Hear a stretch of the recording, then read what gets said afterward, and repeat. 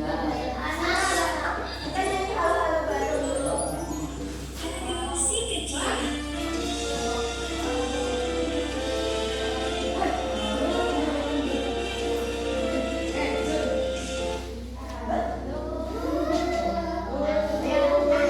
Sendiri aja.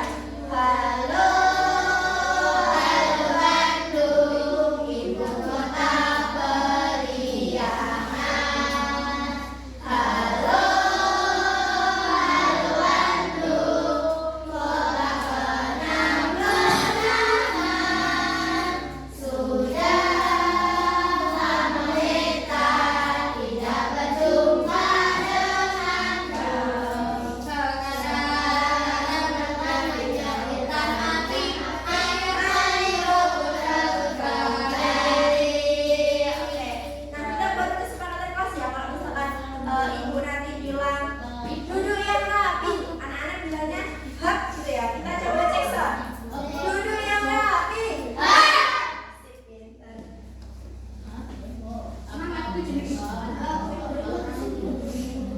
Nah, masih ingat kan kita pertemuan kemarin bersama Ustazah Sari belajar tentang apa? Pembelajaran IPA, ada yang ingat? Peredaran darah. Oh, dan peredaran darah. Kita kemarin menggambar sistem peredaran darah ya. Ada yang tidak menggambar nggak kemarin? Menggambar semua ya. Nah, nanti kita akan belajar secara lebih luas lagi bagaimana sih manusia itu darahnya bisa mengalir di dalam tubuh kita, begitu ya. Nah, nanti tuh belajarnya kita melalui PPT. Nah, PPT nanti yang ditanyakan ibu, lalu sama media ini, lalu ada diskusi, gitu ya. Nah, kita masuk ke dalam sebuah pertanyaan nih. Ibu punya pertanyaan. Pernahkah kalian menonton film di TV? Pernah ya. Nah, adegannya itu, dia itu mengecek pemerannya itu meninggal dunia dengan melihat denyut yang ada di tangan dan detak yang ada di jantung. Pernah lihat nggak? Pernah ya? Nah, kira-kira denyut yang ada di tangan itu sama denyut yang ada di jantung itu ada hubungannya apa tidak? Ada nggak? Ada. Ada. Nah, kira-kira hubungannya apa? Ada yang bisa menjelaskan? Nggak tahu. Nah, coba ibu jelaskan ya. Jadi denyut yang ada di tangan ini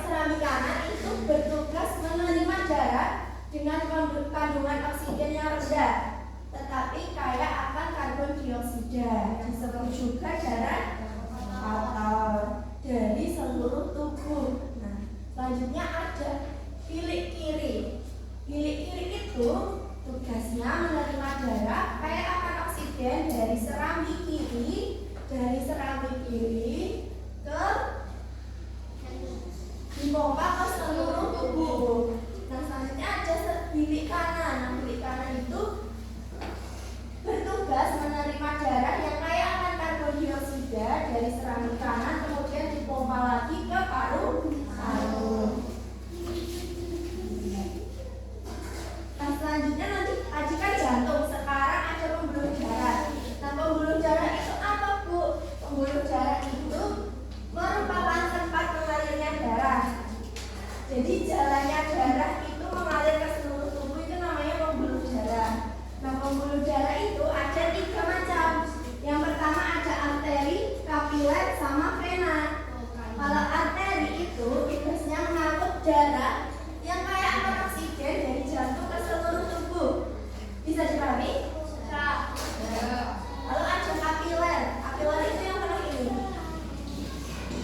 Kapiler adalah gimana? Betul, yang bercabang. Kapiler adalah tempat pertukaran oksigen dan karbon dioksida.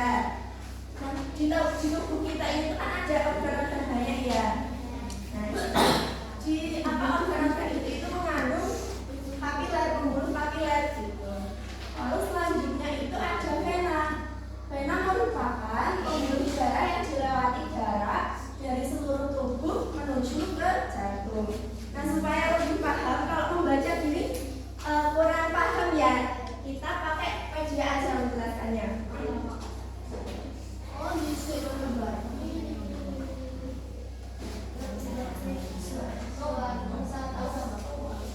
Nah, jadi kita akan belajar mekanismenya. Darah itu didengarkan ya, coba nanti nggak bisa menjawab loh kalau misalkan nggak didengarkan. Darah itu mengalirnya itu yang pertama dari paru-paru. Paru-paru itu kan menghirup ya, menghirup apa coba? Darah, oksigen. Oksigen masuk ke dalam darah, ke dalam tubuh melalui paru-paru. Nah, yang ini kelihatan ya, ini namanya vena pulmonalis. Lalu setelah melewati vena pulmonalis ini masuk ke dalam serambi apa tadi coba? Kanan, kiri, bentar. Serambi kiri. Masuk ke dalam serambi kiri, lalu ke serambi ke bilik kiri. Setelah dari bilik kiri, darah itu dipompa. Lalu setelah dipompa keluar lagi ke seluruh tubuh melalui ini namanya arteri. Jalannya yang ini namanya arteri atau pembuluh nadi. Lalu berjalan ke seluruh tubuh. Nah, kapiler itu adanya di sini, di seluruh tubuh. Lalu setelah dari seluruh tubuh, darah itu bertukar di sini, ya, bertukar. Yang semula itu mengangkut oksigen jadi karbon dioksida. Nah, dari karbon dioksida di sini bertukar kan, terus keluar lewat sini. Ini namanya vena, pintar.